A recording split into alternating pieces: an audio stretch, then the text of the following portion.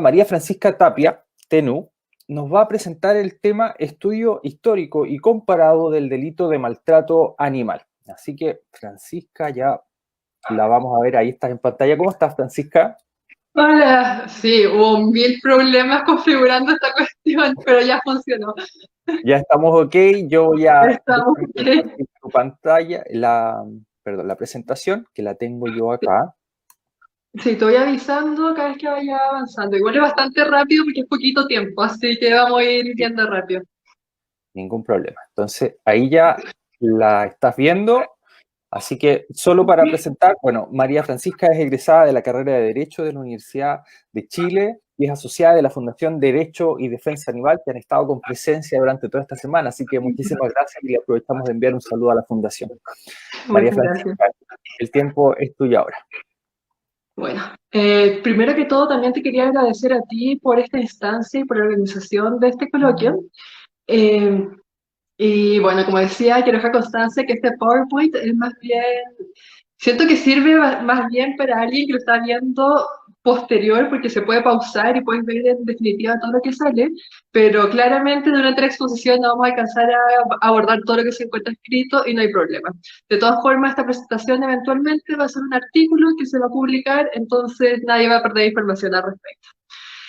Bueno, esta ponencia se enmarca en el contexto de un capítulo que realicé para mi tesis de grado, que fue guiada por el profesor que acaba de exponer, Juan Pablo Mañalich, eh, que no logró llegar a su versión final.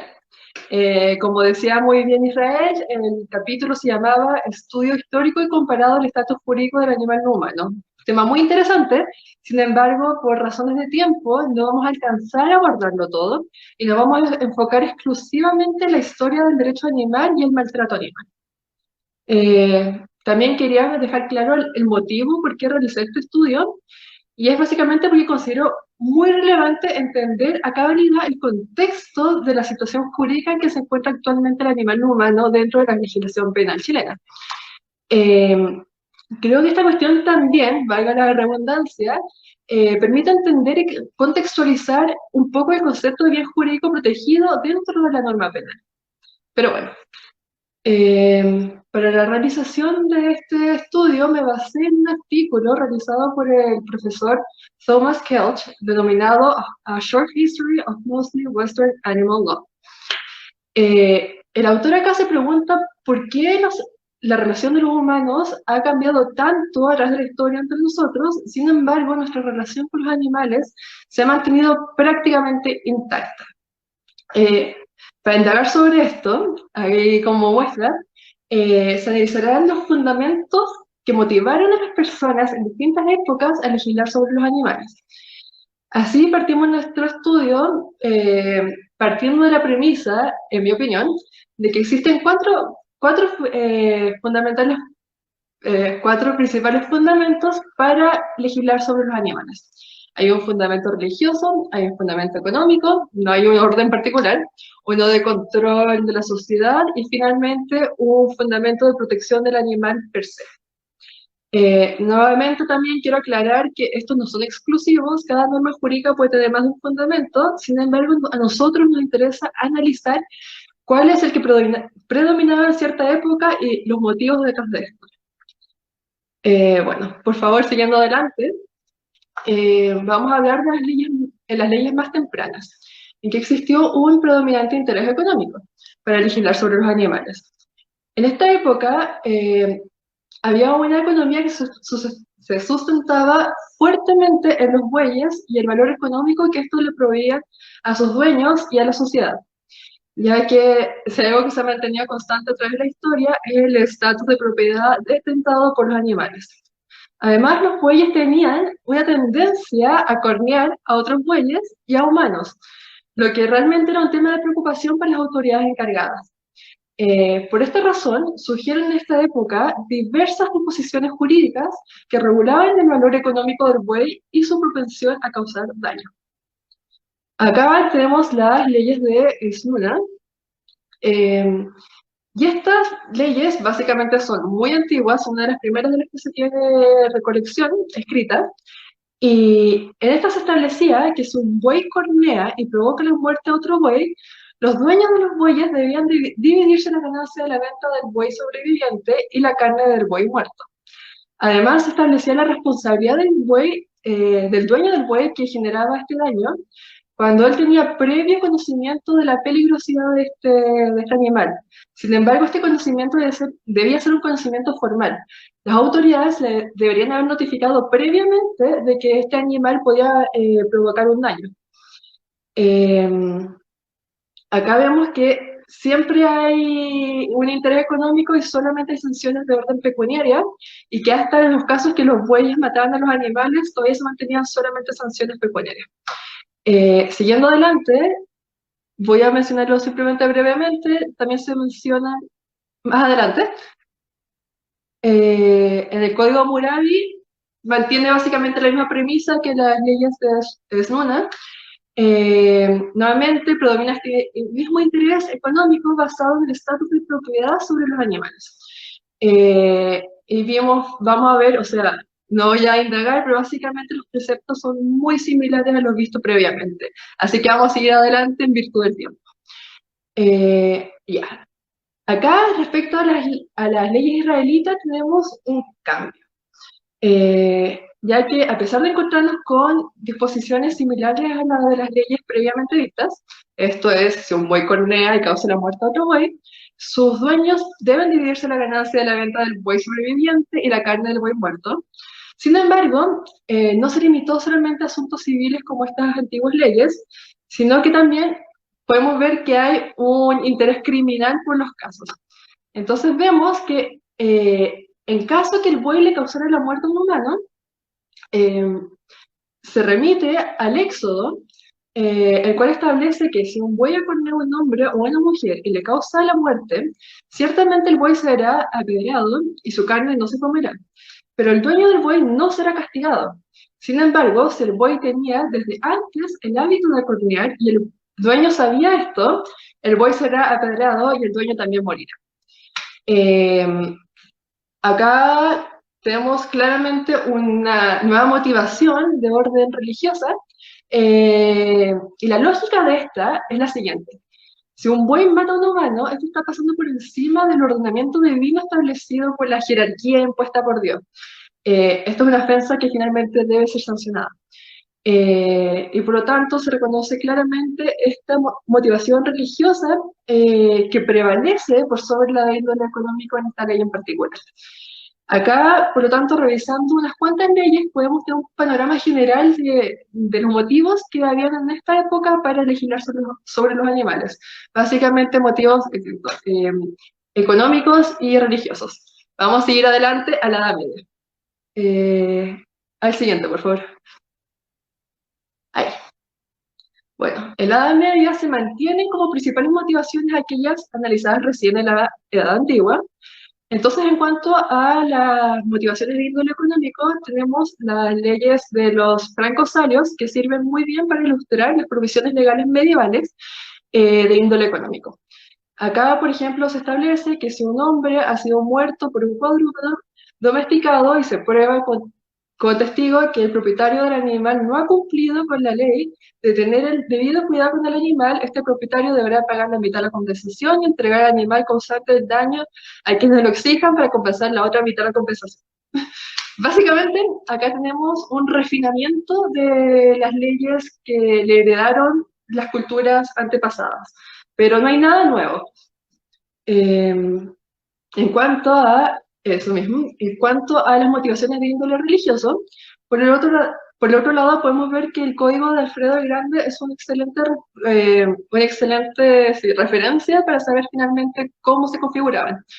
Este incluye los 10 mandamientos dentro de su código y aparte incluye diversas disposiciones del Éxodo, como básicamente las que analizamos previamente, del apedreamiento del buey en caso de que mataba a un humano.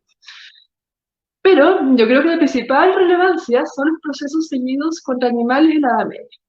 A fines de la Edad Media fueron característicos estos procesos seguidos en contra de los animales, a quienes se le atribuía una cierta personificación con características humanas. Pese a que existen registros de estos procesos que existían desde la antigua Grecia hasta 1906, había una clara concentración de esto en esta época. ¿Cómo operaba? Habían dos cortes. La corte eclesiástica, que tenía como objeto impartir justicia divina a los animales que habían cometido una ofensa pero no habían podido ser capturados, para lo cual era habitual capturar a muchos animales de esa misma especie y que ellos finalmente soportaran el castigo. Y además están las cortes seculares, que se encargaban de los casos concretos en que un animal causaba un daño a otra persona y este podía finalmente ser capturado y juzgado frente a la corte.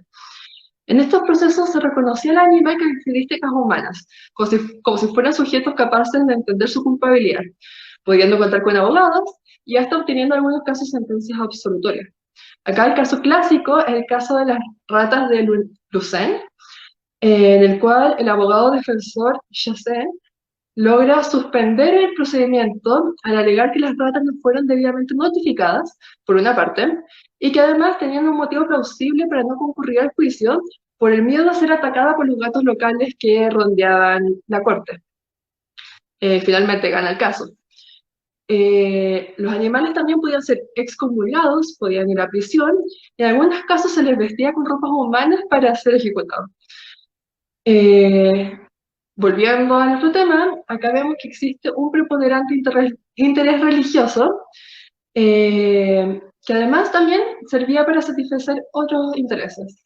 Por ejemplo, un fin preventivo para evitar que este animal considerado peligroso pudiera seguir causando estragos, o también un fin vengativo de retribución divina, y finalmente de especial interés este interés de control social, ordenando lo que de otra manera parecía un mundo caótico y restableciendo un orden divino.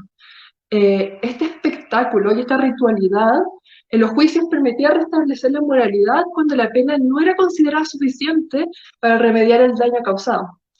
Sin embargo, la Iglesia nunca estuvo de acuerdo respecto a la finalidad y la naturaleza de estos juicios. No había consenso respecto a si los animales eran agentes de Dios o del diablo, y así existía un justo temor a que si los animales eran agentes de Dios, se pudiese cometer un acto atentando en contra de la voluntad divina al enjuiciarlos, o por el otro lado, si eran agentes del diablo, se discutía cuál era el sentido de enjuiciar a animales que no eran más que herramientas de una voluntad ajena. Aunque también otros argumentaban que mediante el castigo se sancionaba al animal per se y no al diablo. O sea, no se sancionaba al animal per se, sino al diablo. Siguiendo adelante, en el Renacimiento y la Ilustración, vemos que en esta época proliferan los juegos o las llamadas peleas con animales y, consecuentemente, se crean sucesivas leyes cuyo objeto era prohibir dichas actividades. En Inglaterra, Cromwell y los puritanos tuvieron un particular interés en prohibir todas estas actividades, basándose en los supuestos de que estas actividades eran básicamente perturbadoras para la sociedad y que los humanos tenían un deber de ser bondadosos para con los animales, o por lo menos de no causarle daño. Criticaban además que estas actividades iban de la mano con actitudes borrachas, holgazanes, profanaban el sabbat y además alejaban a la gente de Dios. Entonces, el objetivo o la finalidad de estas leyes prohibitivas que surgieron en esta época, podemos ver que era principalmente proteger a la gente de sus propios demonios y cambiar sus comportamientos viciosos. Así entendemos que estamos dentro de una nueva época en que el motivo preponderante para legislar sobre los animales ya no es ya no es lo que habíamos visto antes, sino es mantener un control sobre la sociedad. Este control social también era ejercido por la élite aristocrática hacia las clases sociales más bajas, siendo patente esta naturaleza clasista de sus legislaciones, ya que solamente prohibían aquellas actividades que a la gente de recursos más bajos le interesaban, como por ejemplo las peleas de gallo, pero jamás se prohibió la caza de zorros ni ninguna de las otras actividades que realizaban los nobles. En fin, al final de los 1700 comienzan a proclamarse leyes que podríamos empezar a categorizar como de protección animal. Así, por ejemplo, en 1774 se promulga The Metropolis Act en Londres, que penalizaba con multa a quienes maltrataran al ganado que se trasladaba por las calles de Londres. Sin embargo, realmente la motivación detrás de esta ley no era la protección de los animales per se, sino era la protección de la sensibilidad de las personas que se afectaban al ver este tratamiento, y además la protección de las vidas de las personas que podían ponerse en peligro al ser mal transportados estos animales.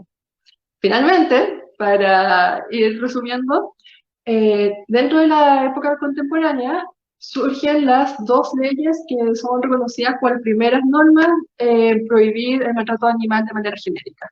Esto es la ley Richard Martin de 1822 en Reino Unido y la ley Grammont de Francia, que se publica en 1850. Sin embargo, se ha criticado por autores como Jorge Richman que estas leyes ni siquiera eran tales o cumplían tal fin, ya que solo protegían a los animales domésticos, y ni siquiera por sí mismos, sino por los efectos que este espectáculo podía causar en las sensibilidades humanas. Desde entonces se han proclamado diversas leyes de protección animal que penalizan el maltrato animal de manera generalizada. Y actualmente se podría decir que la mayoría de los países tiene alguna legislación de protección animal dentro de sus ordenamientos jurídicos. Cabe destacar que obviamente aquellas que tienen una tradición larga de historia de maltrato animal tienen hoy en día una legislación muy rica. Por ejemplo, Alemania, a pesar de haber tenido estas legislaciones nazi, que claramente son cuestionables en cuanto al contexto, sí fueron muy fructíferas para los animales, ya que se penalizaba el maltrato innecesario a los animales con una pena privativa de libertad de hasta 2 años y una multa que era bastante alta. Actualmente podemos ver como resultado que Alemania cuenta con una legislación muy superior por el resto de los otros países, contando con una ley de protección animal propia. Además, en el Código Civil se establece que los animales no son cosas y que se encuentran protegidos por un estatuto especial, y finalmente también se encuentran amparados por la Constitución.